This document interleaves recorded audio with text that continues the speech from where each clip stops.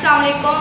10th class हम लोग chapter number 10 पढ़ रहे हैं। चैप्टर नंबर 10 में जो कल हम लोगों ने टॉपिक स्टार्ट किया है about concept of acids and bases, वो टॉपिक है हमारा ब्रॉन्स्टेड-लॉरी कॉन्सेप्ट। ठीक है, यानी concept of acids and bases में हम लोग जो कॉन्सेप्ट पढ़ रहे हैं वो है ब्रॉन्स्टेड-लॉरी कॉन्सेप्ट। ब्रॉन्स्टेड-लॉरी कॉन्सेप्ट में कल हमने सिर्फ इंट्रोडक्शन पढ़ा था, एक ही क्वेश्चन पे बात की थी कि ब्रॉन्स्टेड और लॉरी जो थे ये दो साइंटिस्ट थे, डेनिश केमिस्ट थे ये। ठीक है, 1923 में इन्होंने इस कॉन्सेप्ट को प्रेजेंट किया था। ठीक है, ब्रॉन्स्टेड एंड लॉरी के मुताबिक जो substance during a chemical reaction H positive यानी प्रोटॉन को डोनेट करेगा वो सब्सटेंस एसिड होगा, और ब्रॉन्स्टेड-लॉरी के मुताबिक जो substance during a chemical reaction H positive यानी प्रोटॉन को एक्सेप्ट करेगा वो बेस होगा। ठीक है, ये वाली बात कल हम लोगों ने पढ़ दी थी। अब हम नेक्स्ट इसी टॉपिक को आगे लेके चलेंगे। जो इक्वेशंस आपकी बुक पे मेंशन की हुई हैं,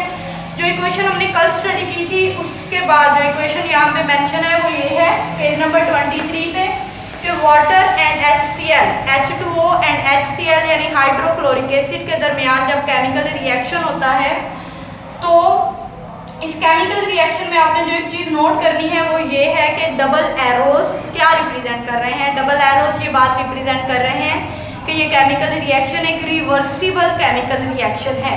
और पिछले चैप्टर में हम लोगों ने पढ़ा कि रिवर्सिबल केमिकल रिएक्शन में एट अ टाइम दो रिएक्शन हो रहे होते हैं, forward reaction and reverse reaction. तो जो फॉरवर्ड रिएक्शन होगा, जो ऊपर वाला हाफ एरो है वो रिप्रेजेंट कर रहा है फॉरवर्ड रिएक्शन को। जो फॉरवर्ड रिएक्शन होगा उसमें ये होगा कि HCl और वाटर के दरमियान जब रिएक्शन होगा तो HCl जो होगा वो इस H पॉजिटिव को डोनेट करेगा और वाटर जो होगा वो H पॉजिटिव को एक्सेप्ट करेगा।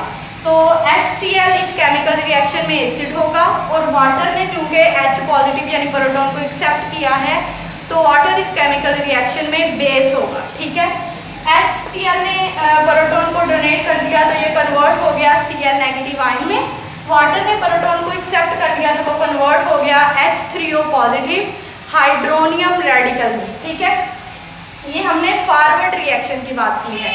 अब जब ये केमिकल रिएक्शन रिवर्स होगा ना, यानी ये जो प्रोडक्ट हमारे पास बने हैं ये दोबारा से जब रिकम्बाइन होंगे और ये केमिकल रिएक्शन जब रिवर्स होगा तो ये होगा कि Cl नेगेटिव आयन को है एक प्रोटॉन की ज़रूरत। ठीक है, और H3O पॉजिटिव जो होगा वो प्रोटॉन डोनेट करेगा। ठीक है, जब H3O पॉजिटिव प्रोटॉन डोनेट करेगा, Cl नेगेटिव प्रोटॉन को एक्सेप्ट करेगा तो H3O पॉजिटिव कहलाएगा कॉन्जुगेट एसिड और Cl नेगेटिव कहलाएगा कॉन्जुगेट बेस। ठीक है, अब ये जो टर्म यूज हुई है यहाँ पे कॉन्जुगेट, तो आपकी बुक पे लिखा हुआ है कॉन्जुगेट का मतलब होता है ज्वाइन टुगेदर। ठीक है, अब ज्वाइन टुगेदर का क्या मतलब है, पहले ये Cl नेगेटिव एक एसिड का हिस्सा था, अब ये कॉन्जुगेट बेस है तो एसिड और बेस एक पेयर बन गया है, ये ज्वाइन हो गए हैं। ठीक है, इसलिए कॉन्जुगेट को कहा जाता है ज्वाइन टुगेदर।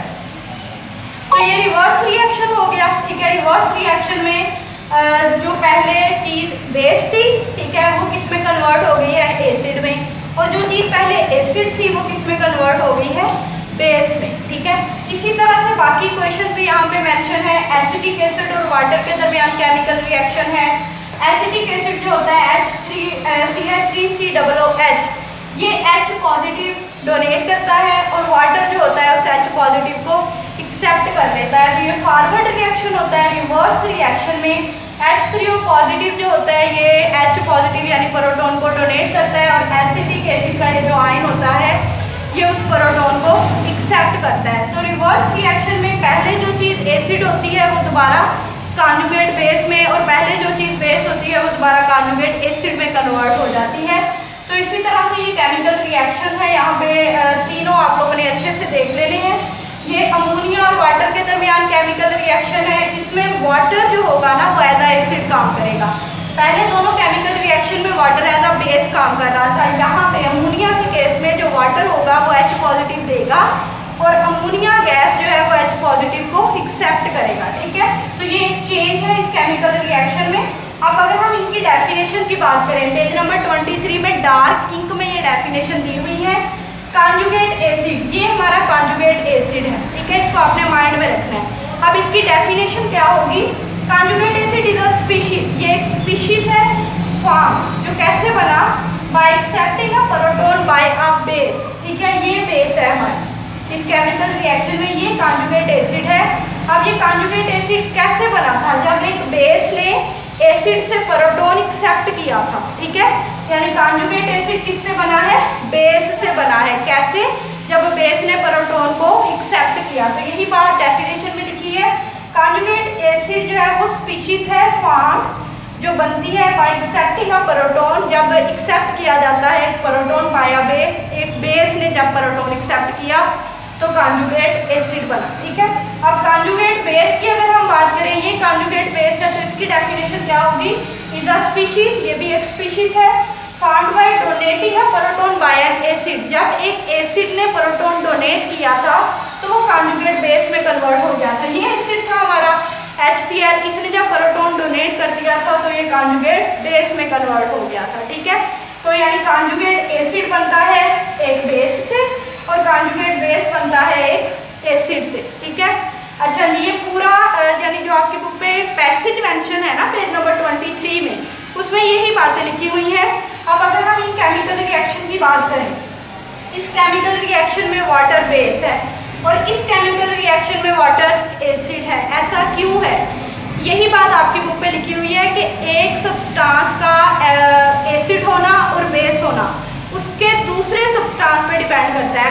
अगर दूसरा सब्सटेंस प्रोटॉन दे रहा है ना तो वो सब्सटेंस क्या बन जाएगा? बेस बन जाएगा। अगर वो वाला सब्सटेंस प्रोटॉन को एक्सेप्ट कर रहा है ना तो पहले वाला प्रोटॉन एसिड बन जाएगा। अब वाटर के केस में क्या हुआ? इसने प्रोटॉन दिया तो वाटर क्या बन गया है? बेस बन गया। वाटर ने प्रोटॉन एक्सेप्ट कर लिया। इस केस में क्या हुआ है कि अमोनिया ने प्रोटॉन एक्सेप्ट करना था, ठीक है। तो इस केस में वाटर क्या बन गया है? एसिड बन गया है। यानी एक सब्सटेंस का एसिड और बेस बनना दूसरे सब्सटेंस की नेचर पर डिपेंड करता है, ठीक है। अच्छा जी, डेफिनेशन को सब आपने अच्छे से देख लेना है, पैसेज ध्यान से अच्छे से समझने की कोशिश करनी है। लास्ट वाले पैसेज में एक डेफिनेशन मेंशन है एम्फोटेरिक, ठीक है। एम्फोटेरिक उन सब्सटेंस को कहते हैं जो एट अ टाइम एसिड भी हो और बेस भी हो ब्रॉन्स्टल लॉ के मुताबिक। तो वो बेस्ट एग्जांपल आप लोगों ने यहाँ देख ली है, वो क्या है? वाटर। अब वाटर ने क्या किया? इस केमिकल रिएक्शन में वो बेस था, इस केमिकल रिएक्शन में एसिड था। तो ऐसे सब्सटेंसेस को बोलते हैं amphoteric. Such a substance that can behave as an acid as well as a base. वो सब्सटेंस जो एज अ एसिड भी बिहेव करें और एज अ बेस भी बिहेव करें वो एम्फोटेरिक कहलाते हैं। और बेस्ट एग्जाम्पल क्या है उनकी? वाटर है कि वाटर एज अ एसिड भी काम करता है और एज अ बेस भी काम करता है। ये दूसरे सब्सटेंस की नेचर पे डिपेंड करता है। केमिकल रिएक्शन में दूसरे सब्सटेंस की नेचर जैसी होगी ना, वाटर वैसे ही बिहेव करेगा, ठीक है। तो ये पूरा ब्रॉन्स्टल लॉ कॉन्सेप्ट आज हमारा कंप्लीट हो गया। इसको आपने कुछ भी मिस नहीं करना, सारा पॉइंट याद करना।